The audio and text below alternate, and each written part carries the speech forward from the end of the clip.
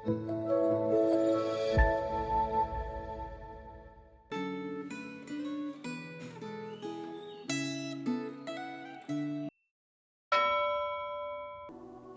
jemaat Tuhan, hari ini renungan firman Tuhan kita berjudul Gereja adalah Kaki Pelita.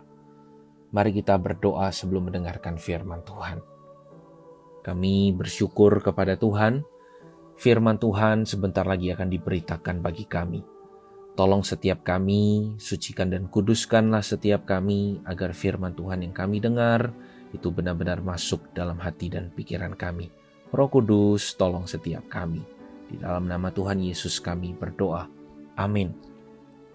Hari ini renungan firman Tuhan diambil dari Wahyu pasal yang pertama, ayat 12-20. Saya akan bacakan ayat 17 dan ayat 18. Ketika aku melihat dia, tersungkurlah aku di depan kakinya sama seperti orang yang mati. Tapi ia meletakkan tangan kanannya di atasku, lalu berkata, "Jangan takut, aku adalah yang awal dan yang akhir, dan yang hidup. Aku telah mati, namun lihatlah, aku hidup sampai selama-lamanya, dan aku memegang segala kunci maut dan kerajaan maut." Sedemikian jauh bacaan firman Tuhan. Saat bangsa Israel dalam perjalanan dari Mesir menuju Kanaan, Allah memerintahkan Musa untuk membangun kemah suci sebagai tempat menyembah Allah.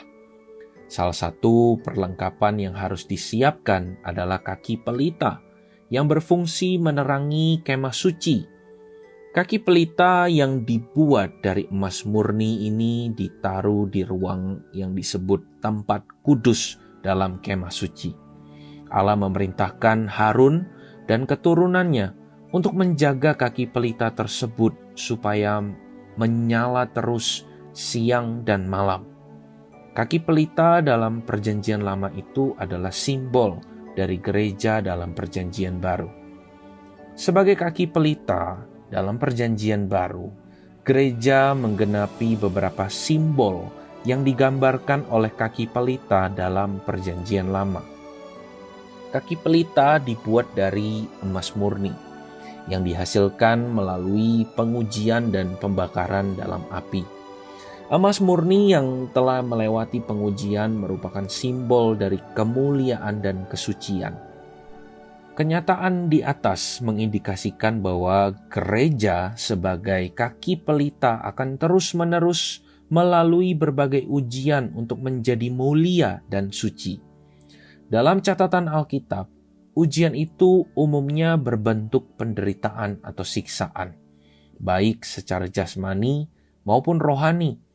Namun, sejarah gereja membuktikan bahwa ujian juga bisa datang dalam bentuk kesuksesan, dosa, dan kenikmatan yang menggoda gereja untuk meninggalkan Kristus.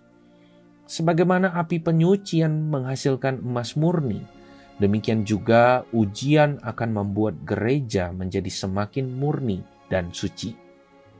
Makna simbolis lain dari gambaran gereja sebagai kaki pelita adalah bahwa gereja harus memancarkan terang di tengah dunia yang gelap ini.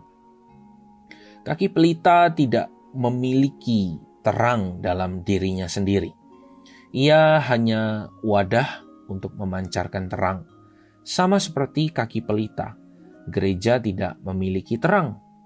Gereja adalah wadah untuk memancarkan terang dunia sejati, yakni Tuhan Yesus. Dalam pengajarannya, Tuhan Yesus memperkenalkan dirinya sebagai terang dunia. Akan tetapi, ia juga menyebut gereja sebagai terang dunia.